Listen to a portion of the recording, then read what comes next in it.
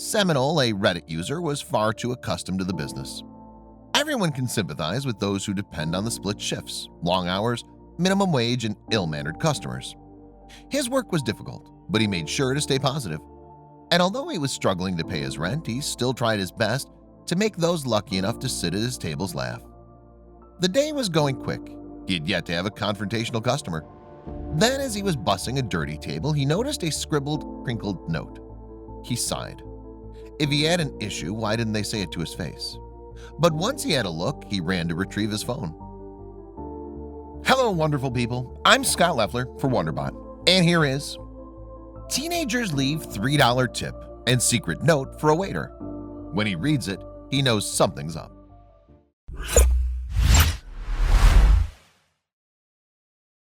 Seminole had been settled in Miami, Florida for the past few years. Here he met his girlfriend. Things were moving quickly, and before he knew it, they were adopting a puppy together. Seminole was entranced by the lonely, quiet pup at the back of the kennel. When Seminole approached the cage, the canine came to him and began to lick the wire. He took this as a sign. Before they knew it, they were home, taking selfies and sharing the newest member of their family online. But a few days later, the cops were knocking down their front door. They told him he'd have to return his new companion to the pound or face the consequences. He was confused. What need was there for threats? Some online user had blown the whistle. Unbeknownst to Seminole, pit bulls were banned in Miami. The officers explained that purebred pit bulls and any sort of mix were considered dangerous to the public. And to his horror, owning one was a crime.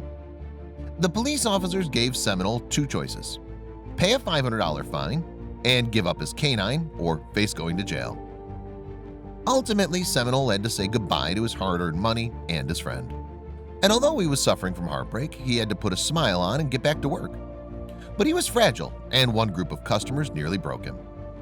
Seminole didn't sleep that night. He tossed and turned, haunted by the guilt of giving up his beloved pet. He was exhausted when he arrived to work the next day. But he went about his daily duties, putting on a brave face as customers complained about the food or questioned the bill. The bags under his eyes were hard not to notice. As he prepared to close for the night, a large group of office workers sat down and ordered some drinks. Most of the crew had left by closing time, but Seminole stayed to serve the rowdy bunch. Eventually, the last round was ordered, and he gave them the bill. The minimum tip was suggested on the receipt. Minimum didn't add up to the amount of work, but it was better than nothing. Tomorrow will be better, he told himself. But luck wasn't on his side. The next day dragged. The terrible weather made possible customers stay in instead of eating out.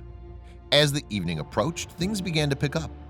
A group of 4 13-year-olds sat in Seminole's section. They smiled and joked amongst themselves, celebrating their homecoming. He exhaled. Most teenagers were rude and obnoxious. He didn't have the patience for that today. Thankfully, these teens were polite and respectful. Their cheerful demeanor began to rub off on him. As always, he did his best to make their dining experience a pleasant one. Then he shared something that made him laugh. To Seminole's surprise, it was the group's first time eating alone.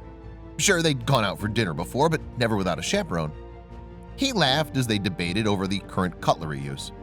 "Why are there so many forks?" he heard them whispered as he returned with their sodas.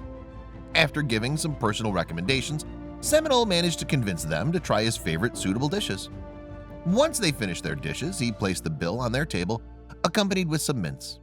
They placed their notes on the receipt and left with smiles on their faces. When he returned to clear the table, he was shocked.